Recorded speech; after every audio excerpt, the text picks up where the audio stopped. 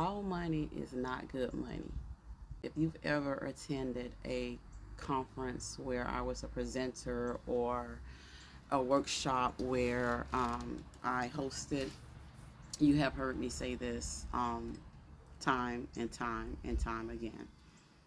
Now, I want to put a little clip in real quick so you guys can see where I'm going with this. When they come in for the tour, the child needs to be with them. And we need to evaluate what's going on. Because All right, so when he said all money is not good money, it's Sunday, and I swear I just got my word for the day. I was supposed to be relaxing today. Today's my self-care day, but I just had to get on here to tell you guys, all money is not good money. If you have not seen that whole video, please, like I said, I stitched it in. You guys can go watch it. Um, I've been saying this for years to my providers. We have to stop being afraid to tell parents we don't have a opening, or we going to put you on the wait list and we'll get back, or taking the child and having to deal with that behavior.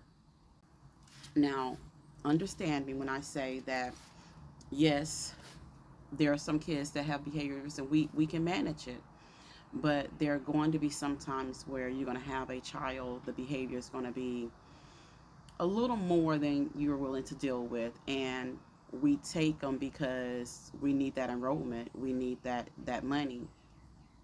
But ask yourself before you take it, because you know yourself better than anybody. You know what, how far you can go with some things, how far you're willing to let some people go with some things. I know when I first started out in my child care home, it was new to me. I've worked in daycares before, but it was new to me being the business owner, on listening, looking on that aspect of the business part of running a child care program. You have to remember it is a business. So that means you're the director, you're the teacher, you're the person that's doing everything. And you have to remember that that means no one is going to have your back. So you have to make those calls, those decisions. It's all on you.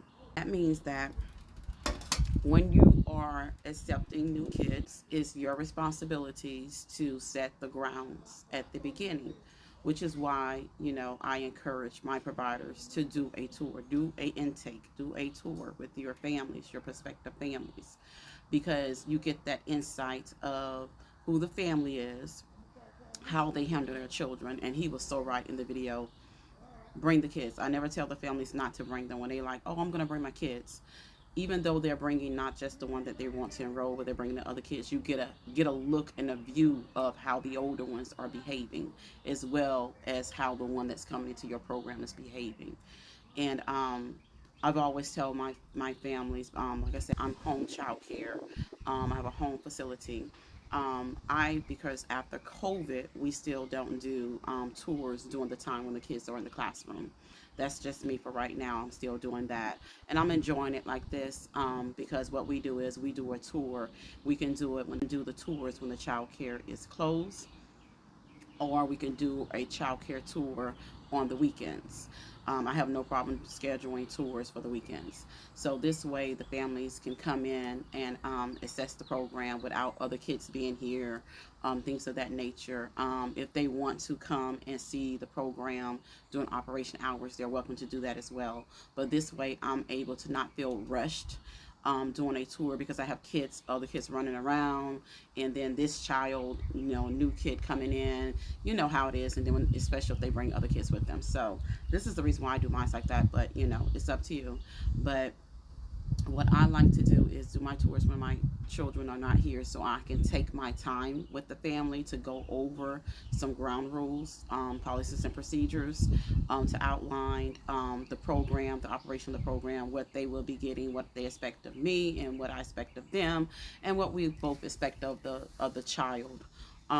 You can have an opportunity to do that, and you'll feel more freely if you don't feel rushed. And if the families feel like if you feel like the family is rushing you, always stop the tour and say, I see you, you're kind of antsy, you got something to do you want to reschedule this?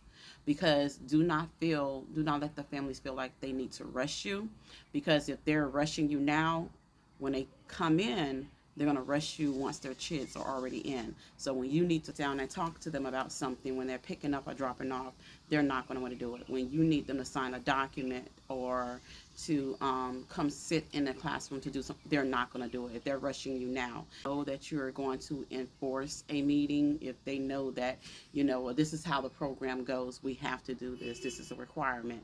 If they know that, they're not going to try to do that. Well, they're going to try it, but they know that you're going to be like, well, we can reschedule, or we can do this, or you got to put a timeline in, and you just going to have to step in that role as a director. So understand that it's totally up to you. It's totally your prerogative how you want to run your business. But at the same time, don't set your business up for failure accepting any and everything because you need that money. Because what you accept now is what you're going to have to accept once they're there. So do the tours when you're doing enrollment with your parents. Do the tour. Tell them to bring the kids in, let you see how the kids are behaving, and do not be afraid, like he said, to say this classroom now has a waiting list. And if you have not purchased our boundaries workshop that comes with templates on helping you enforce and initiate your policies and procedures, feel free to hit our subscribe to our YouTube channel, to follow us on TikTok, and to go to our website. Go to our website and get our workshops. They're only $10. They're only $10. Purchase our workshops. That way, you have the opportunity to put your program boundaries into place, enforce them, so that you have a better way of doing business in a professional manner, to where parents will respect the fact that because you are a family child care provider, that you are running this as a business.